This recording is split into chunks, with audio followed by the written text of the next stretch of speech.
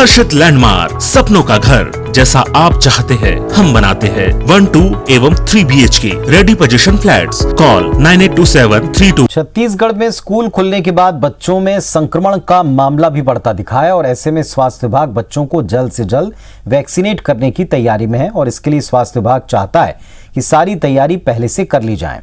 बच्चों के लिए वैक्सीन को हरी झंडी मिलते ही वैक्सीनेशन कार्यक्रम शुरू किया जाए। जायडस कैडिला की DNA बेस्ड वैक्सीन को 20 अगस्त को इमरजेंसी यूज की मंजूरी मिली है। अमेरिकी कंपनी फाइजर बच्चों पर ट्रायल कर रही है। यूरोपियन मेडिसिन एजेंसी भी मॉडर्ना के ब्रांड का इस्तेमाल कर 12 से 17 आयु वर्ष के बच्चों पर ट्रायल कर रही है।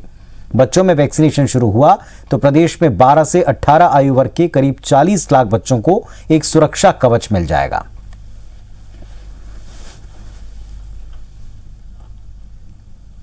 भारत में जल्दी 12 साल से अधिक उम्र वाले बच्चों को टीका लगाने का कार्यक्रम शुरू होगा। यह माना जा रहा है कि अक्टूबर के पहले सप्ताह से बच्चों को वैक्सीन लगनी शुरू हो सकती है। देश में 2 कंपनियां भारत बायोटेक और सीरम इंस्टीट्यूट बच्चों के लिए वैक्सीन बना रही है। भारत बायोटेक की वैक्सीन का बच्चों पर ट्रायल तकरीबन पूरा हो चुका है और जल्दी ही वो आने वाली। जायडस कैडिला को DCGI यानी drugs controller general of India से मंजूरी के बाद ये पहली DNA वैक्सीन होगी।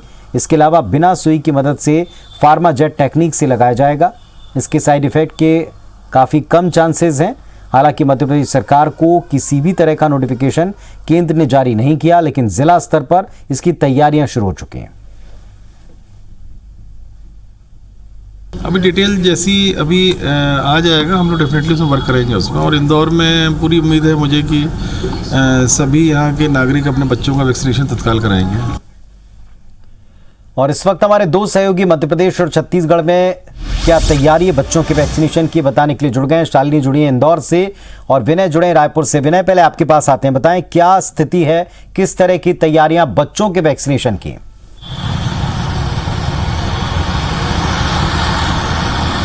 देखिए, पहले चरण की बात करें तो कुल जितने संक्रमित मरीज मिले थे उसमें से 7.5% बच्चे थे। दूसरे चरण में कुल जो जितने मरीज मिले थे उसमें से 8% बच्चे थे। और ऐसे में ये आंकड़ा तब है जब स्कूल नहीं खुले थे, लेकिन अब स्कूल खुल गए हैं और जो संक्रमण की जो तीसरी लहर की बात की जा रही है, अगर वो आती है तो आंकड़ा बढ़ सकता है क्योंकि स्कूल खुल जाएंगे। सरकार आश्वस्त हो जाना चाहती है कि वैक्सीन लोगों को लग जाए और जो बच्चे संक्रमित होने का जो आंकड़ा पिछली बार था वो काफ़ी कम हो जाए। वैक्सीन अभी 3 जो कंपनियां हैं उस पर काम कर रही हैं और अक्टूबर से ये माना जा रहा है कि देश में वैक्सीनेशन स्टार्ट हो सकता है। ऐसे में राज्य सरकार ये चाह रही है कि जल्दी से जल्दी तैयारियां पूरी कर ली जाएं, जिससे जैसे ही केंद्र सरकार से हरी झंडी मिलती है वैक्सीनेशन का जो कार्यक्रम है वो स्टार्ट कर दिया है छत्तीसगढ़ में, क्योंकि बड़ी संख्या में करीबन 40 लाख बच्चे इसमें जो कवर है वो हो जाएंगे और बच्चों को स्कूल जाने में जो बाकी चीज़ें करने में उसमें दिक्कत नहीं आएगी। एक सुरक्षा कवच बना लेना चाहती है।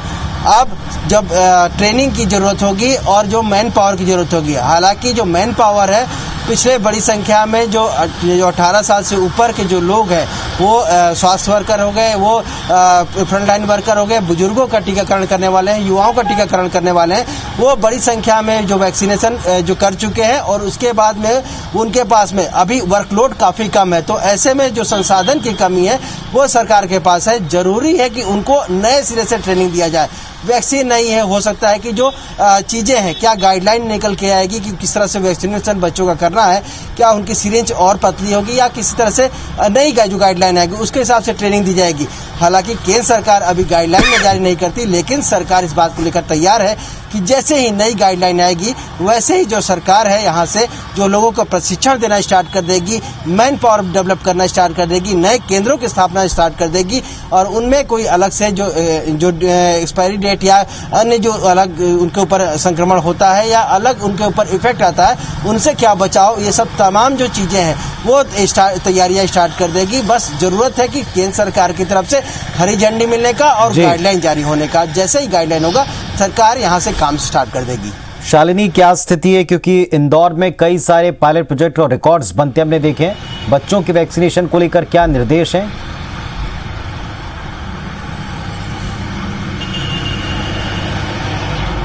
बिल्कुल पुनीत, देखिए क्योंकि अब स्वाभाविक सी बात है कि हर जो रूटीन प्रोसेस है, जो प्रक्रियाएं हैं वो शुरू हो गई है और बच्चों के स्कूल भी इस समय शुरू हो चुके हैं। हालांकि बेहद कम प्रतिशत में अभी भी पालक अपने बच्चों को स्कूल भेज रहे हैं, लेकिन इन सबके बीच क्योंकि लगातार कई ऐसे राज्य हैं जहां पर देखा कि स्कूल खुलने के बाद बच्चे जो हैं वो कोरोना पॉजिटिव हुए हैं।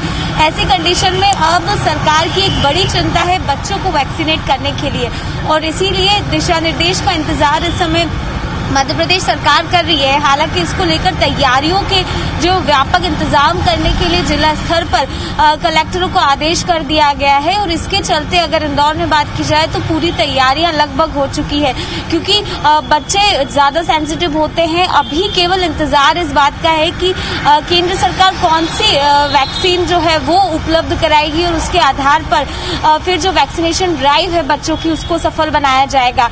इंदौर ने भले बुजुर्गों के वैक्सीनेशन की हो, 18+ के वैक्सीनेशन की हो, एक बेहतर रिकॉर्ड कायम किया है और अभिभावक भी जितने भी है वो भी ये चाहते हैं कि बच्चों की वैक्सीन जो है जल्दी से मार्केट में आए, जिसके बाद वो अपने बच्चों को कम से कम कोरोना की तीसरी लहर से बचा सके और इसके लिए जो माकूल तैयारियां हैं वो कर ली गई है।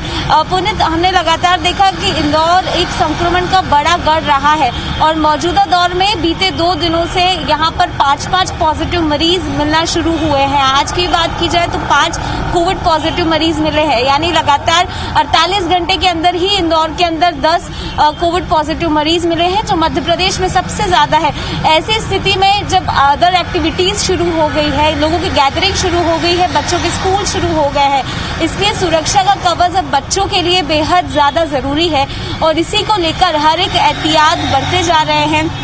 स्कूल्स में खासतौर पर कोविड नियमों का पालन कराने के लिए खासा निर्देश जारी किए गए हैं। वहीं जितने भी पालक हैं वो अब यही आस लगाए बैठे हैं कि जल्द ही बच्चों के लिए जो सुरक्षा कवच कोविड का बनाया है अलग अलग कंपनियों के माध्यम से, वो अब सरकार जल्द ही मुहैया कराए, जिससे वो अपने बच्चों को सुरक्षित कर सके।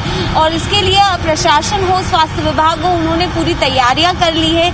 जिस तरह से अभी वैक्सीनेशन अभियान एक सफल रूप में चल रहा है, उसको और भी अलग तरीके से बच्चों के लिए खास बनाया जाएगा। उसके लिए भी जिला प्रशासन ने कई तरह की तैयारियां कर ली है।